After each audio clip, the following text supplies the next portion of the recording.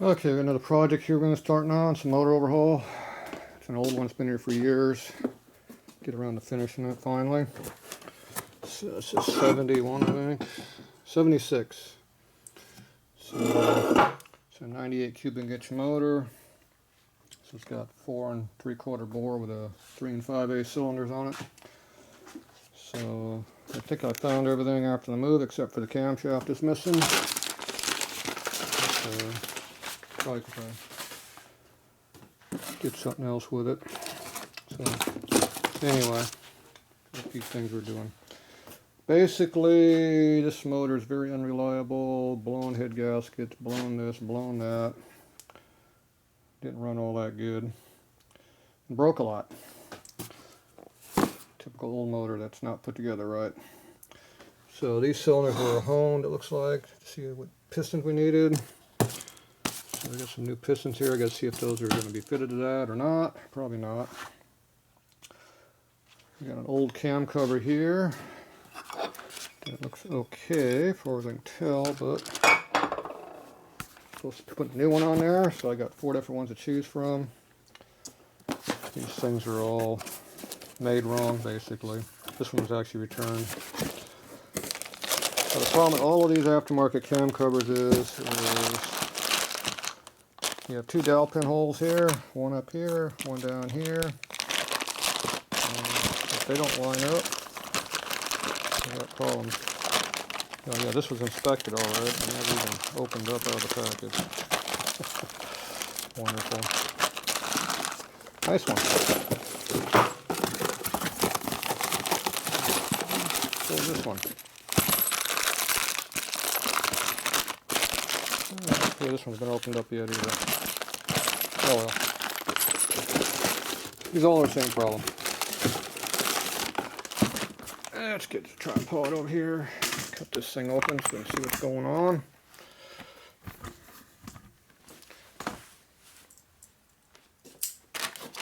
It's been open now. Kind of.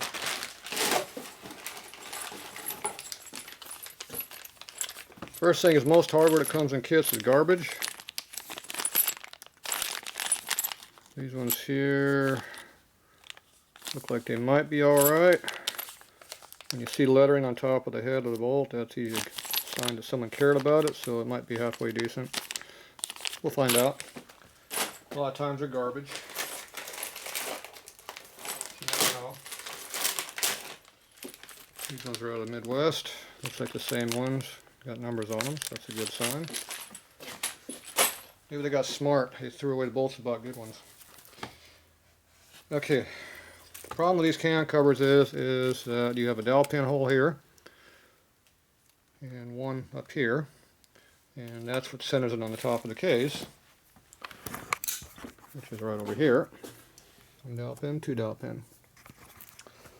Now, if this pinion bushing is not exactly on center with this case, which they really are, you have a lot of binding on the pinion shaft, otherwise known as your crankshaft, right here, inside this bushing. It makes it really hard to turn your motor over. If you have any drag at all, it's not good. If you have a lot of drag, it will tear itself to pieces. You see how this one has a lot of wear on the shaft.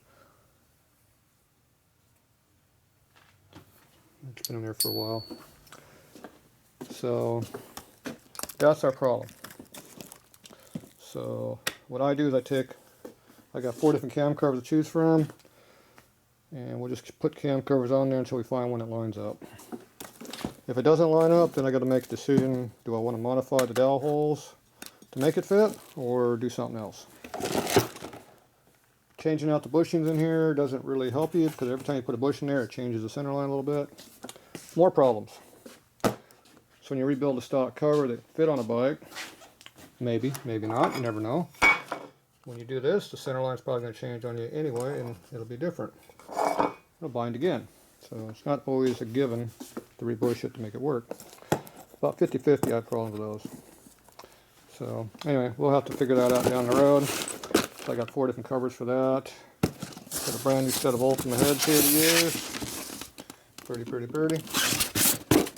So we'll go through those and make sure they're good. Obviously I got to rebuild the crank. Probably rebalance it too while I'm at it. Yeah, I'll check it anyway. Probably B-blast the cases. This has a broken alternator lip, so he'll have to run a gasket if it's an open primary. I mean, if it's a closed primary, but I remember seeing a belt cover, so it's a belt, so it doesn't really matter. The rocker box are here. We'll have to take these out and re-clean them up and stuff. I think these were rebuilt recently. Did a top end on this bike and things went wrong again. It looks like you get a split oil line system on here, which doesn't really do anything for you, really. So it looks all right in here. Looks like the breather hole's been played with a little bit. Excuse me. I'm gonna have to replace that bushing. I see some acid etching in there, so that might have to be replaced. We'll see. Gotta check the bore on that, make sure those are good. The intake manifold had these adapters in here, so that tells me there's mismatched components. Most likely the manifold is the wrong size. These cylinders are easily 200 thou longer than stock, and that means you have to have a longer manifold. Let's see, looks like it says a number 3 on there, or is it a 2? Looks like a 3. Right there, 3. 3 is the correct manifold. This is a very old S&S manifold. That is from the early 80s, late 70s. So, we got a new oil pump here, Ultima. This is a high volume. So that means it has coarse gears in here instead of fine gears. There you go. It's your real coarse tooth gear.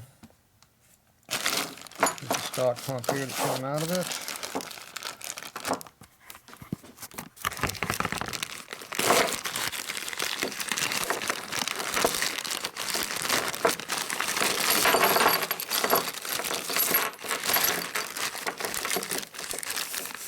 So look in there, you see how it's got fine tooth gears right there. See, those are coarse. That's the difference. These are a little bit bigger diameter, a little bit taller, a bit longer this way, a little bit bigger diameter that way. So things are different. So I'll have to reuse the drive gear if it's good. Definitely need the breather. Nope, that's changing. Or is it? No, that's the late one.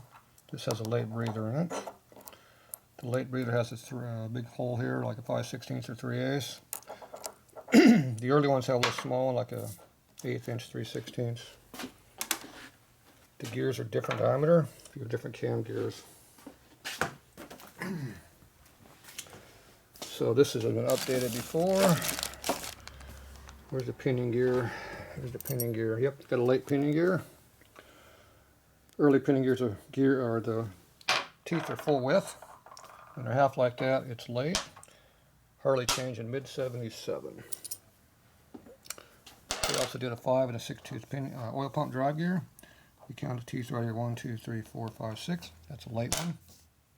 This will be a 24 instead of a 25 to make it work. Just like that. That speeds up the oil pump. That's the difference between an early bike and a late bike with a high volume pump. That's the change.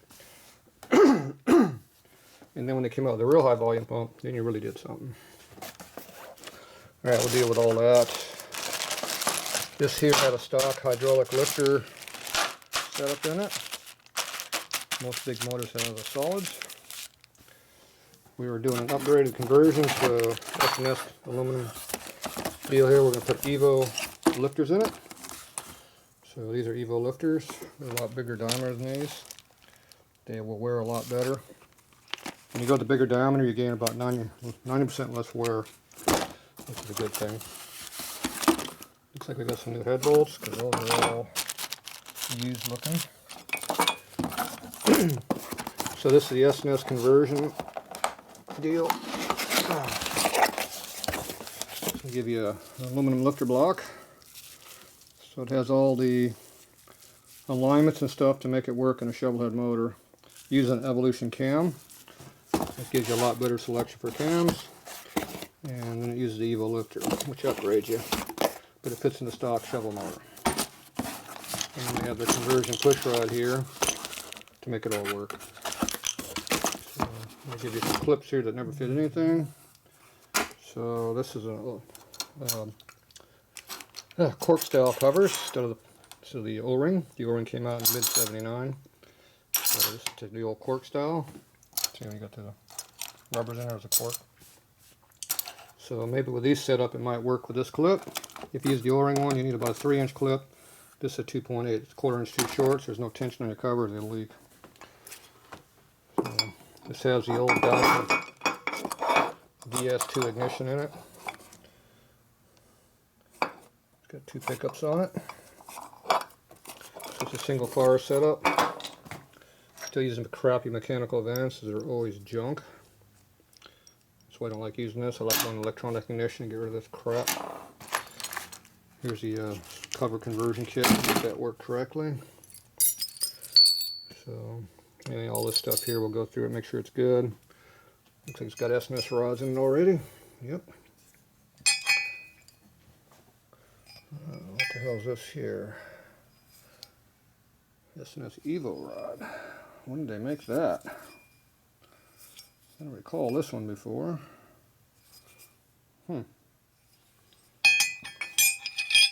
They're all conventional looking rods, I recall. Something different. It's going to put them at least into the later 80s. Alright, that's basically where we're at on this thing. I'll go through here and clean things up. Looks like someone already did some work on the manifold.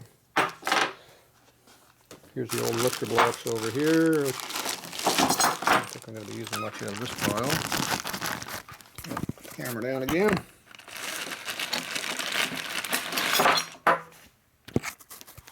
These are the old lifter blocks. And you got the corks in there. Even though they're rubber, I can see they're rubber, but there's still a cork design. This has a big ass oil gauge in it. Harley gauge. Bootleg Harley logos. How old that thing is. That's old too. I don't know if we're putting that on anything. Where'd they have that set up on anything?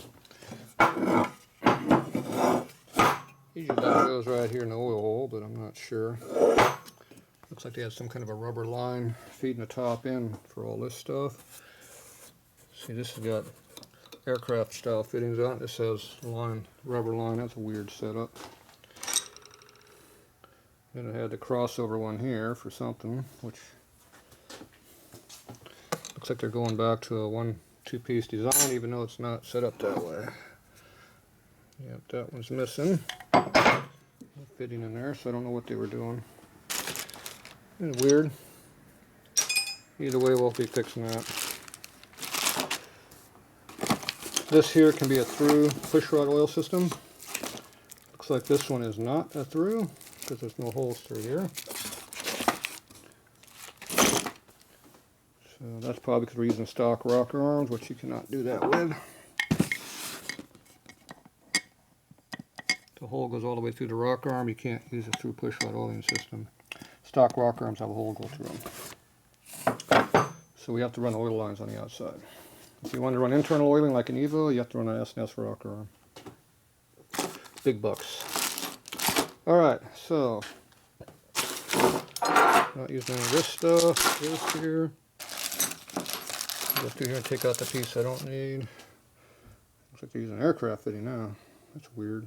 There's all kinds of weird stuff on this bike. They do on the oil pump. There's nothing in there right now, obviously. We'll figure it out. Alright, let's see what else we got going on. Not using any of this junk. I've never seen a cover smashed flat like that. Or not flat, but buckled. That goes right there. This is cast aluminum. It's die cast, but still, it's a lot of pressure there. Someone was heavenizing it pretty heavy. It's like a dual coil dyno system. Probably matches that ignition. All that can be upgraded to modern stuff. Here's where they're feeding some oil out of here. That's where the gauge went in. It comes out your tappet screen hole right here. Goes right in there. Alright, we'll get that figured out too. Alright, that's basically what's going to be happening there. So let's take a look at those pistons and see what's going on with those. Well, we're in here, and we'll figure that out. Oh, I also looked at the alternator. Get that out. This is taking a big G carbon here.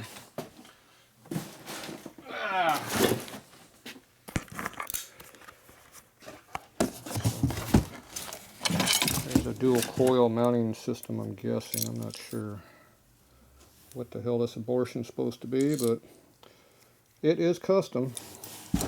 It's a one-off. Anyways, run the big G carbon here.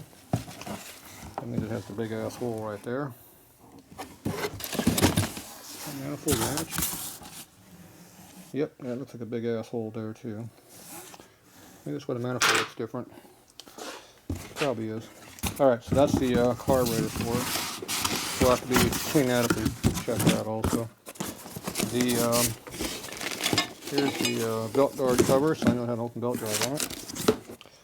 So this is the rotor, the alternator. So basically, when you're looking at these, first thing you notice is a broken magnet here, and it's loose. So that will destroy an alternator real quickly, having that broken.